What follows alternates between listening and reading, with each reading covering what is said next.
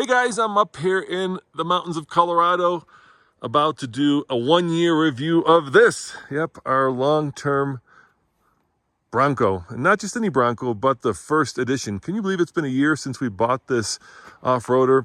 And in this video, I'm going to tell you everything that has gone right or wrong with our Bronco.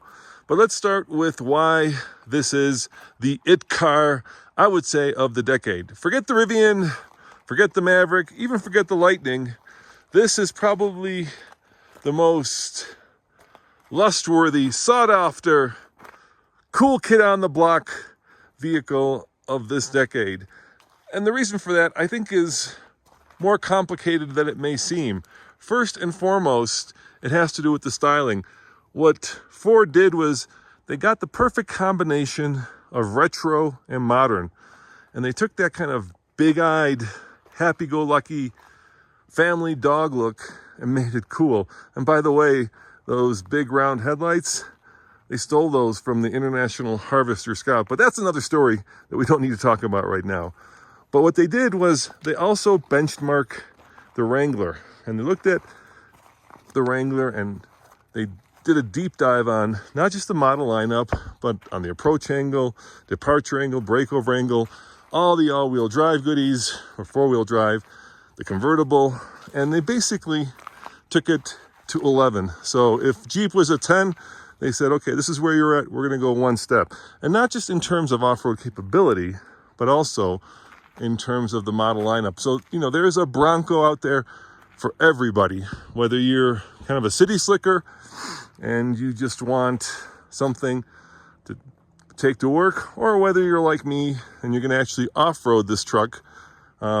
You've got really the perfect combination of on-road and off-road usability. Now ours, of course, is, dare I say it, the coveted First Edition Sasquatch package, which means it comes from the factory with 35s, but more importantly, about every other feature that is available on the Bronco. We got this Bronco because a friend of the channel's who works at McDonald's said, hey, I'll give you our reservation if you do a shout out for the Ronald McDonald House. And that's what we did. So if you're looking for a great charity, I think that's a good one to invest in, if that's a word that, I guess you don't invest in it. I guess that's a good one to support. Anyway, I think this is probably our last shout out to the Ronald McDonald House, because like I said, this is kind of the 1-year long-term update. Now, the other thing that I think that Ford did right on this Bronco is they got the size right. And they copied Jeep, the Wrangler, in length, but they made it a little bit wider. And I think that is smart. Sometimes that can be a little difficult on the trail. If you've been following TFL, you know that I just had the Bronco Raptor out here with those giant fenders. And that was a little oversized. But you know what? For most uses, this is kind of the perfect size of vehicle. And the other thing that they did was they made it a little bit more on-road worthy. So for instance, these seats are so much more comfortable than the Jeeps. The Jeep styling, of course, is you sit with your nose up against the windshield. Here at 6'2", I can actually sit back and I can fit in this vehicle, and I can fit relatively comfortably for a long road trip. Now, that doesn't mean I don't like the Wrangler. I just think, once again, that what they did was they copied it and then made it just a little bit more on-road worthy, a little bit less, I would say, maybe a good word for that would be defined by its off-road worthiness. So the compromises, while they're still here, aren't as great as those in the Jeep. Now, of course, one of the compromises is that you're putting this big, heavy tire on the rear tailgate, and this tends to create issues, especially in the Jeep, where these hinges tend to break. But I think that Ford thought of that and actually made it a little bit more sturdy. You, of course, also have this issue where you have to open up the tailgate before you can open up the glass. But look at the amount of room back here. Got all of our recovery gear. I mean, this is a lot of room. So whether, you know, you're going on a family vacation, or you're going off-roading, or you're just hauling your dogs around, lots of room in the back of the Bronco. And then same holds true for the back seat. So, you know, I often kind of joke that I'm a big guy and I have a hard time fitting in the back of many cars. So let me sit back here and kind of show you how I fit. So now I'm sitting behind myself, and as you can tell, with these scallop seats, I have room for my knees, and we have this interesting best top Sunrider that we put in the front, and this is kind of a little cover that is here for the sun. So my head hits that, but it doesn't hit the roof. If you're wondering what this is for, is you can take the top off, and then this gives you shade. So, I mean, look at this. Plenty of room back here. These seats aren't exactly straight up, which I love. And actually, there's even a little bit of a seating position, stadium style, that lets me kind of see over the front of the driver so that I can enjoy the great American outdoors. Now, you may be wondering, what have we done with this over the course of a year? We have taken it pretty much on many hard Colorado off-roads, and we've paid the price. As you can see right there, these beadlock capable wheels, I think every one of them has significant off-road road rash. And that is just a testament to how much we've actually used this off-road. Yep, there's one right there too, and let's see if the rear wheel, we've done that one too. And that's not easy to do because these Goodyears stick out a ways. Actually, is there one that we haven't? No, same thing right there and right there. Okay, they've all been damaged. But you know what? If you're going to use a vehicle, that's what's going to happen. If you're wondering why I'm a little bit out of breath, it's because, according to my watch, I am at 11,000 feet above sea level, and we're going to drive this thing up to about 13,000 feet, and about 30% less oxygen up here. And speaking of less oxygen, let's look under the hood. The Sasquatch First Edition comes with the bigger of the two engine choices. This is the 2.7 liter twin turbo. It puts out 315 horsepower, and you know, plenty for this truck. I think it's just about right. I recently had a chance to drive the smaller engine one, and you may be wondering, where is the car cover for the engine? And it's beautifully exposed. So sometimes you guys complain that you can't see the sausage of the engine. Well, there it is. Look at that. Look at those snakes and pipes. And actually, we've had zero issues with this powertrain. The fact that this thing needs an oil change, but otherwise, no problems. I know there were some issues early on. We also did have an issue with our roof, of course. We had the First Edition roof, which sounded like there were a bunch of little dwarfs mining above my head.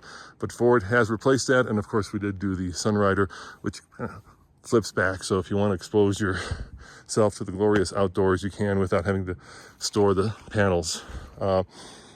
Otherwise, you know, the truck has been relatively trouble-free, and I say relatively because we did, doing some pretty hard off-roading, blow out this front shock, but it was replaced under warranty.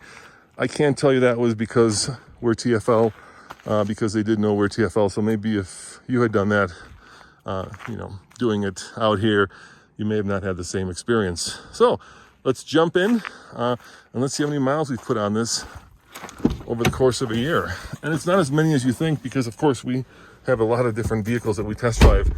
I love this opening graphic. I think it's actually really cool with the bucking Bronco, and then of course the moonlit scene here. And you can see we've put on about 6,000 miles, 5,803. Now, some of the things I do love about this are it's got regular buttons for the volume and tuning knob, HVAC control, and these are really nice.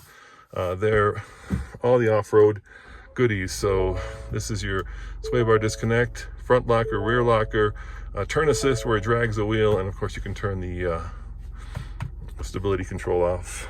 Return to mud and ruts, and this is also nice. I was in mud and ruts, so it doesn't necessarily default to being back in its I know it's oil change. Did it default to mud and ruts? No, I waited too long. So let me show you how you get to mud and ruts. The way that works is you take this, goes over any terrain or goat mode, and all you do is you turn it and you find the setting that you want. So let's see, eco, slippery, mud and ruts, there goes. And in mud and ruts mode, it automatically turns on your forward-facing camera, and this does have a really nice camera with all kinds of different angles that you can use. There's your side view. That should be your 360 view, which is really helpful as I'm about to back up. And then I do want to disconnect the stability bar or sway bar, just to give me a little bit of a more comfortable ride so my head doesn't bob. Let me put my seatbelt on, and let's go up to above tree line and talk about what it's been like owning a Bronco for a year. I think it's a little hot, so I think I'll open up the windows. Hopefully you guys will enjoy the ride with me. Now, some of the things that I'm not particularly super stoked about are the fact that we paid $63,000 for this Bronco, and there's, you know, some relatively, and I know you're wondering, why do I keep doing that? That just seems like a good way to show you the quality of the plastics. But, you know, for $63,000, these seats could be a little nicer. These plastics could be a little better. But in general, the design does trump the quality. And there is a sense that, you know, this is one of the earlier ones. So there is a sense that this was put together rather hastily. I'm not saying anything has fallen off of it. I'm not saying it's put together badly, but, you know, it doesn't feel rock solid, like, for instance, a Mercedes might, at least a modern Mercedes. But what it does do is really give you confidence off-road. I can't express just how capable this is off-road and comfortable. You know, for me, having spent the last 12 years off-roading and having tweaked my back quite a bit, it's now about being comfortable off-road. And I think that's a really hard, very hard hurdle for a lot of manufacturers to jump. And simply put, you know, the thing that makes a car good on-road is exactly what makes it bad off-road, or vice versa. The thing that makes a car good off-road is what makes it bad on-road. So, you know, driving up here, I was doing the speed limit, and there's a sense on the highway that this is a tall vehicle with a lot of suspension travel. So it does get a little bit, you know, wild and woolly when you start reaching those 75, 80 mile an hour speeds. But that means that here off-road, because of the suspension travel, because of the disconnectable sway bar, it just gives you incredibly a comfortable and almost, dare I say it, plush ride. Now, I have an air down because I'm not really going to spend the whole day off-road. My back is a little tweaked from going up to Dead Horse, Alaska, and spending the last week off-roading basically up the Dalton Highway. So I'm just kind of doing this as a video so you guys get a sense of, you know, what it's like to off-road a Bronco. But out of all the cars that we have right now, and probably have driven, this is the most comfortable, with the exception of maybe the Raptor Bronco. More travel and more tire. Now, is it as good as a side-by-side for all of you out there who actually, you know, gone a side-by-side off-roading? No, obviously you don't have 14 or 18 inches of suspension travel or some crazy amount, but it's getting close, and that's pretty remarkable. I'm also amazed at just how much attention this car still gets. Driving up here, people kept waving at me, even the Jeep wave. Yeah, I know. You think that the Jeepers and Bronco is, what do you guys call yourself if you own a Bronco? What's your name? Let me know in the comments below. It would be like oil and water. But even the Jeep guys were happy to see me, and I think it's, like I said, because Ford really nailed the look of this, right? It's this perfect blend of modern and retro and cute and capable.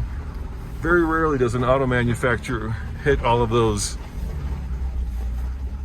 specifications on a design so readily. Now, you know, we were talking about some of the things that they did that are maybe smarter than Jeep. One of them, of course, is they didn't put the mirrors and attach them to the doors. They attach them to the body, so it's a little bit easier to take off the doors. And that's kind of that classic American look with the doors off and the roof off, and you get a full-on convertible. You gotta admit that they gave some thought to not just the mirrors, but also those little gun sights up there. those are actually meant for wires that can be strung to the roof so that branches don't come and hit you in the windshield. I guess if you're off-roading in the jungle or deep Borneo somewhere, that's a thing. I've often seen it on Land Rovers and Range Rovers, but I like the fact that Ford also added it to the Bronco. Now, the cool thing here, of course, is I've got the off-road pages, so inclinometer right there, rear diff locked, and that's really nice. And like I said, oftentimes a lot of the modern cameras are basically potatoes, and look how sharp that is. I don't know if you can tell on camera, but this thing is super sharp and really does give you a sense of where you're going. And now that we're about to bust out of tree line and we're about to go on the shelf road, which gets a little dicey if you're not careful, because the drops do tend to be precarious, then that's a really good thing to have. If you're wondering where I'm at, I'm here outside of Keystone, Colorado, on a trail called Deer Creek, and this takes you up above tree line to some spectacular views. And if you've got the balls for it, it takes you on some very difficult and very steep trails, which we've done, but we're not going to do today because this is a one-take video, and if I'm going to do those, I'm going to have an off-roading buddy with me. By myself, it's just not smart. Now, let's talk about the year that we spent with this. Like I said, we got it about a year ago. We've only put on almost 6,000 miles, and that's because, of course, we have a lot of other vehicles that we're driving. We're not like the regular consumer that would have this and then do the average 12,000 miles a year. But let's see what kind of fuel economy we're getting. I think you might be interested in that. So I'm just going to zip over here to the gauge cluster, pitch and roll, power distribution. That's kind of cool. Tire inflation, you can see we're not air down. That's a kind of a cool gauge right there. It tells you all of the information about the engine, turbo boost, oil temperature. Ooh, are we hot? Let's just check. Yeah, it's okay, 225, kind of like you're towing. Transmission temperature is good. Battery voltage is good. Where's my fuel economy? Did I miss the fuel economy? There should be a trip odometer in here somewhere. Why are we missing that? Where's my trip? Come on, give my trip. Maybe I need to go back here. Pitch and roll. Nope, don't want that. There's my trip. So let's see what we're getting. Fuel economy. And 19.1. I think that's this trip. Let's see if I go into trip 1. I just reset that. Oh, that's not great. 16.6. And then let's go to the trip 2, which would account for a much longer 19.1. Well, there you have it. So 19.1, which isn't bad for something rolling on 35s. That's not going to be your best fuel economy. All right, so I said we bought this, and then we immediately, of course, took it up Red Cone, where we compared the Wrangler 4xe and the Defender, and we left the Defender on the hill. If you remember that video, it was one of the more harrowing videos that we did, where Tommy and I both blew a tire on the Defender. Then, of course, we towed with it, we hiked it, we took it off-road, we road tripped it. Tommy did a road trip with it, and it's been remarkably capable and remarkably comfortable and remarkably fun. So sometimes, a car comes out and it shows a lot of promise, but when you spend a year with it, you start to see the flies in the ointment. But outside of some issues that we've had with the shock, there have been no flies in the ointment. Pretty remarkable, and that is, of course, our experience. Now, there have been issues with engines that other people have had, but this vehicle is still unobtainium. What is this now, a year and a half after it was first introduced? People are still paying way too much over sticker for it, and Ford is still sold out of them. So I guess if you're one of those unlucky people who had engine issues where it blew the engine, and Ford of course replaced it under warranty if they did that, and then you were not confident in it anymore, I think you could still sell it for above what you paid for it, and that's pretty incredible. But sometimes, like with the Toyota Tundra, The issues are much more virulent on the forums, and I haven't read much about the engine issues recently, but I did want to address that because this is a long-term review. The other thing that I've really appreciated about this is it makes you feel special driving it. You know, you feel like you've got the rock star of the off-road world when you get behind the wheel. And of course, over time, that specialness tends to wear away, and you start to feel, more mundane, because once you've had your kids and your dogs and you've taken it to Home Depot and work, and you've eaten in it and you've got French fries all over it, the usual stuff that happens, then kind of that initial love affair is worn off. But for me, I still feel like this is a very special vehicle, and I still feel very fortunate to be behind the wheel, even after owning it a year. And I think that, once again, has to do with the fact that Ford just kind of nailed it on all counts. And this is going to be the kind of vehicle that, 20, 30 years from now is going to be like the 64 and a half Ford Mustang, right? Where people are still going to be finding them in barns and trying to collect them. So that's, amazing in itself. So would I recommend it? Hell yeah. Is it better than a Wrangler? I would say no. I would say it's different. It's not better. It's not worse. It's just different. And sometimes that's all it takes. You don't necessarily have to be better or worse. It's like, you can have different flavors of your favorite wine. It's like red wine versus white wine. Which one is better? I don't know. I don't drink wine. Well, I don't drink a lot of it. Or, do you like dark beers or light beers? Same kind of deal. They're just very different, and they're both very special in their own rights. And I think it's just good for all of us that the Bronco is out, because I think, it's taken Jeep a long time to get to where they're at, but they've done it without a lot of competition.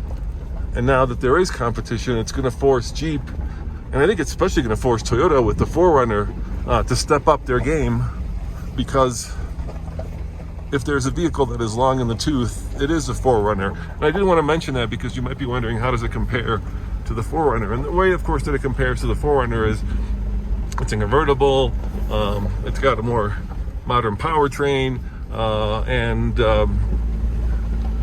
reliability-wise, I think the jury's still out. Ours has been reliable, but the 4Runner keeps soldiering on, and it does so because if you're going to go overlanding, this is a vehicle that absolutely will get you around the world and back.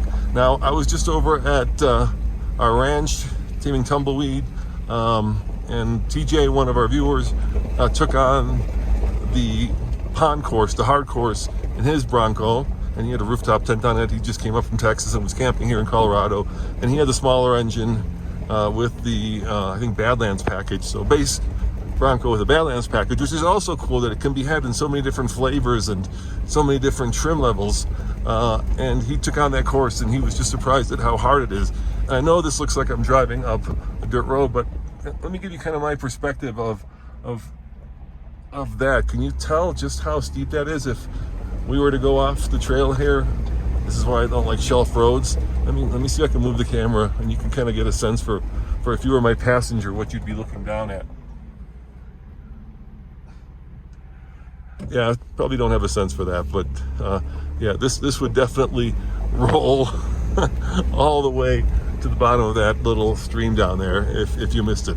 And it's great when you're out here, and I'm out here by myself today, which is amazing, doing this, to have a vehicle that you have 100% confidence in, that you don't worry about, will it make it over the next berm? And I do have 100% confidence in this, and I don't worry about, like, the thing about off-roading is it goes from 1 dirt road to 10 without any warning, Okay, our friends at Onyx can help you with that. So if you guys, want warning of what's coming up, check out Onyx. You can download their maps, and you can get some warning before it goes from 1 to 10. But in general, if you were to follow this all the way to the top up there, I'm gonna pull over here very soon, you would hit 10, and 10 is Radical Hill, one of the most terrifying, one of the hardest obstacles I've been on recently. that you would not want to do by yourself. Actually, I'm lying. I've been to Radical Hill. I've never done Radical Hill, and there's a good reason for that, because it's so terrifying and so scary. And there's the path, and going left takes you to Radical Hill, and if you go up to your right, we're going to go to the stop. It's not stop sign. We're going to go to the sign and stop. That takes you to a trail called St. John's, which takes you back down to Montezuma, which is where I started this journey. So thank you for spending almost a half hour with me off-roading the Bronco. I really appreciate that you guys are watching these videos. I really appreciate the fact that we were able to get this Bronco and do it, you know, to a shout out to a great cause, Ronald McDonald House. And guys, if you're interested in all of our reviews, and I keep reading your comments, and people, I think, miss the fact that we now have 7 or 8 YouTube channels, and we spread the content out, you know, among them. Just go to alltfl.com, and there you'll find all of our content in one place, so that you don't miss some of these reviews that we're doing.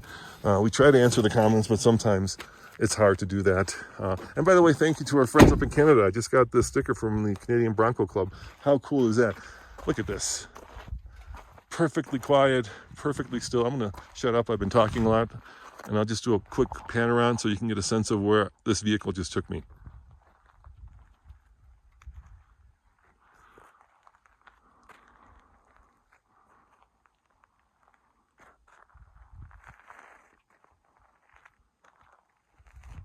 And really, isn't that the beauty of off-roading and the beauty of the West in America? I don't think you can do this in many places in Europe. In fact, I just was in Korea, and I'm not sure you could do this in many places in Korea. We're very blessed to have a country with all this open space that is accessible. And all you need is an off-roader. Doesn't have to be a Bronco. Pick any off-roader and come on out here, take a drive up St. John or Deer Creek, and enjoy this beautiful summer day up here in the Rocky Mountains. As always, this is Roman reporting for TFL Studios. Really want to thank you for watching, and check out alltfl.com. I'll see you next time. Ciao.